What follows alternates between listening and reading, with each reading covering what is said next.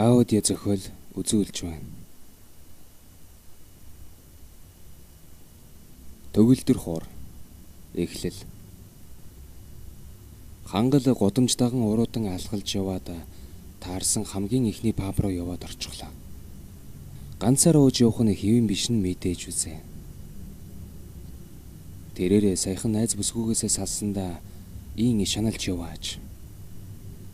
Амнаас нь олигтой өгч давхаа болсон энэ хэцүү үед түүний найз хамгийн хэрэгтэй баймар. Харамсалтай нь түүний хамгийн сайн найз нь хэдэн жилийн өмнөөс л Солонгос явж амьдралаа дээшлүүлэн гисээр 4 жилийн хавар явсан билээ. Түүнд өөр дуудаад хань болчих хүн олдоогүй тул ийн ганцаараа пабд сууж буй юм. Ширээн дээр тусах гэрэл хүртэл түүнэр доог доогоо хийх мэд санагдах нь гачлантай. Зөөгчийг дуудан авчираад Жак 100-аар хийчих. Гэвэл зөөгч цааш иргэн явах гэхэд нь араас нь дахин дуудан нэг шил Жак өчгтөө гэж бүдэгхэн хоолоогоор хэлээд ав. Зөөгч залууч ахин цааш иргэн явлаа. Төвний толгойд одоо зөвхөн энийг хөөдхөр гоныг хоосон хөндийн мэдрэмжээ яаж дарах вэ гэсэн бодол эргэлдэж эхлэв. Тэр хувийн бизнес эрхэлдэг ба бизнес нь овоо амжилттай. Амьдралын төвшин их сайн. Хотын захад буйдхан талд 2 давхар хаус амьдардаг. Гэвч энэ бүхэн мөн дээр нь түүний хайр инхрийлэл нь салсан найз бүсгүүд нь хамаагүй бололтой. Хачин юм шүү. Одоо ч нэг их эмэгтэйчүүд чинь мөнгө авил болох юм шиг сэтгэлгээтэй байдаг байтал. Ингээд хаягдчих гэж. Магадгүй бид энд их халамж тавьдаг байсан юм болов уу? Утгагүй. Ямар ч утга алга. Хэмээн бүдэгхэн өөртөөгөө ярьсаар сандлын түвшлэг дээр толгоогоо тавин тааз ширтлээ.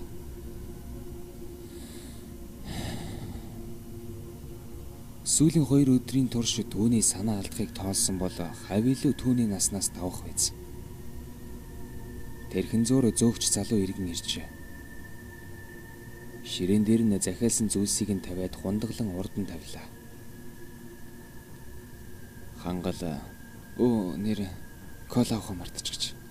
2 лаз кола өгч. Тэгэхгүй бол хатуудад байдаг золиг байгаа. гэж хэлээд инээмсэглэх айдав. Хүчээр шахуу инээмсэглсэн царайнаас нь илт мэдрэгдэн. За удахгүй гэж хэлээд зөөгч ахаад л цааш явлаа. Хүний өгсөн захиалгын дагуу нааш цааш явсаар л байдаг зөөгч бас хэцүү ажил шүү гэж бодол хийлээд амжив. Тэгснээ эргээд л нөгөө хэцүү хоосон мэдрэмжэндээ автлаа. Гониглох гэдэг хэцүү зүйл. Яг одоо үүнийг сонсож байгаа та гониглох мэдрэмжэнд автаж байгаагүй л гэж битгий хэлээрэй. Зөөгч ахаад л алхалсаар эргэн ирлээ. Нэг лаацтай колог нь задлан хунгалсан виски рүүгээ хийгээд ширээн дээр нь тавьчихав. Хангал хэсэг зур хөдөлгөөнгөө сууснаа гинэтхэн эгээтэл хоол идэх гэж байгаа айдаа ханцуугаа шамлан хундахтаа вискигээ уулаа. Уусны дараа төөнөх халуун нь хоосон мэдрэмжийг нөхөх шиг, хүйтэн мэдрэмжийг нь дулаацуулах шиг санагдана. Энэ мэдрэмжэндээ улаарсан хангал өргөжлүүлэн хид хийгээд уужгав. Нэлээд согтоод ирж байгаа бололтой. Урдаг зүйлс нь баг зэрэг найхан харагдах нь түүний уутгар гунигийг үргээж байлаа.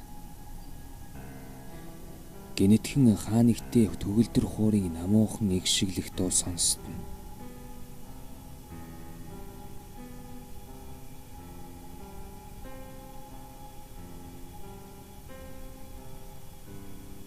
Түүнд энэ ая гайхалтай дотн мэдрэмж төрүүлсэн учраас тэр болсон өөрийнх нь сэтгэлийг татаад байгаа төгөлдөр хуурын зүг чимээгээр нь баримжаа аван хайж эхэллээ. Хаалганы дэргэд элэгдэж хуужирсан пайз дээр гадны хүн орохыг хориглон гэсэн бичигтэй аж. Гэвч манер нилээд согтчихсон болохоор бас тэр аяыг сонсохыг үнэхээр их хүссэн болохоор цэрвэлгүй яваад орчихлоо. Түүнийг ороход өнөөх сайхан чимээ алга болчихов. Оронд нь чив чимээгүй түүний чихийг холгох шиг. Гайхаж хэсэг зогссноо хажуухан талд нь хаалга байхыг үзээд онгойлгохоор татав. Энэ үед гинэтхэн араас нь та энд байж болохгүй гэхэн тэр Хангалыг баг зэрэг зожсноо эргэн харахад өөдөөс нь өнөөх зөөгч залуу зогсож байв. Уучлаарай. Найнд төгөлдөр тоглолдог юм байдаг юм. Өрөө харин ай сонсдод харин сонирхоод ирлээ л дээ. Гэхэд зөөгч. Үгүй, уучлаарай, та андуурсан юм шиг байна. Энд төгөлдөр тоглолдог хүн байхгүй. Гэж хэлэгцөөр түрүүхэн татаж онгойлгох гэж байсан хаалганы цаанаас төгөлдөр хуурын хүйдэн чимээ дуугарлаа. Хангал хоёр гараа тэр байсан л биш гэх маягтай баг зэрэг өргөлөө. Зөөгч, уучлаарай, энд төгөлдөр хур байдаг юм. Шороо тусан дарагдсан л юм байна. Хүн тоглоод байдгүй юм. Доторхон гацчихсан юм уу та, заримдаа ганц нэг дуурайд байдаг юм. Гэж учирлан хэллээ. Хангал үгүй. Энэ сайхан төгөлдөр гор гэдэг чинь хүнээр тоглоулах гэж бүтээгдсэн болохоор гонголж байхгүй юу? Чи ахта зарч. Ахт нь мөнгө байна. Гэж хилама зөөж ядан согтсон хүний ёсоор хэллээ. Зөөгч. Үгүй. Зүгээр мөнгө хэрэггүй. Хэрэг та үнэхээр хүсээд байгаа бол зүгээр авдаа. Шороо тоосон дарагдаад энд ямар ч хэрэггүй үед болоод байдаг юм. Гэж инэмсэглэн хэлв. Хангал нэг гайхсан аята толгоогоо хойш нь гидэлгснээ. Үгүй. Чамд мөнгө хэрэгтэй. Нөгөө эмгэж норвоо дэр байдгүй юм. Гэж хэлээд хитвчээ гаргаж ирэн бэлэн байгаа бүх мөнгөө өөдөөсөн сар байлаа. Зөөгч хидий авахгүй гэсэн чи эсэргүүцсээр халаас руу хийчихв. Тэрээр өнөөх хаалгаа онгойлгох гээд эргээд харталаа зөөгч. Үгүй даа, би гаргаад өгчгий. Хэрв та одоо явах гэж байгаа бол. За, баярлалаа. Ашгүй те. Би тэгвэл өөдөнд очиод тооцоогоо хийж авах. Гэж хэлээд өрөөнөөс гарч өөд рүү чиглэн явлаа. Дэкин дээр очиод карта гарган тооцоогоо хийчгээд гадагш гартал зөөгч аль хэдийн гадаа гараад ирж гисэн дэрэгдээ өнөөх том төгөлдөр хуураа тавьчихсан зогсож байв.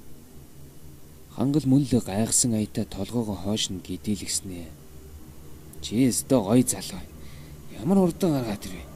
Өстө баярлалаа хань. Нахан дахиад ирнэ. Гэж хэлэн инээд алдав. Зөөгч хариу инээмсэглснээ буцаад дотогш орлоо. Хангал өнөөдөр өөрийгөө уун гэдгийг мэдэж байсан болохоор машингүй ирсэн тул замын хажууд гар өргөн зогсов.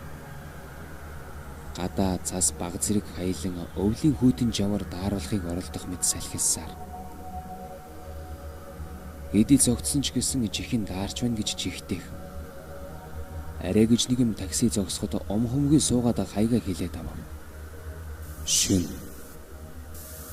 Харанхуй гудамжинд ганцаараа хаашаа мэдэгдэхгүй алхаж явлаа. Их л хөлөрч гисэн байх бөгөөд хэн нэгнээс зүгтаад яваа юм шиг. Гүй гэхэр хөлн зууралтаад гүйж болохгүй аж. Хамаг хурднараа л алхалсан. Харанхуй болохоор хаана юу байгаанаа сайн мэдэгдэхгүй. Гэнэтхэн муурны дуурах чимээ сонсдоход золтол зочсондоо онцгсангүй. Хурдан алхлаад л. Хизээ хаана хүрхээ мэдэхгүй юмд хөөгдөж буумад алхлаад л байх юм. Гэнэтхэн ардхан талд нь төгөлдөр хуурын хөнгөнөх бүдүүн дугаараад гав. Бурхан минь гэж харанхууданд ямар ч аимшигтай сонсогддог юм бэ. Алхаа болчихгүй л өгчих юм шиг зэн сөвн төрх нь хачин. Ардхан талд нь яагаад төгөлдөр хуурын хөнгөнөх бүдүүн дуу гараад байгааг юу ойлгосонгүй. Яагаад хурдан алхаад байгаа юм? Яагаад зүгтаад байгаа юм? Яагаад алхахаа болчихгүй өчиг юм шиг мэдрэмж төрөөд байгаа юм бол? Хараад итгэж. Би хаана байгаа юм? Би яаж яваад энд ирчихв?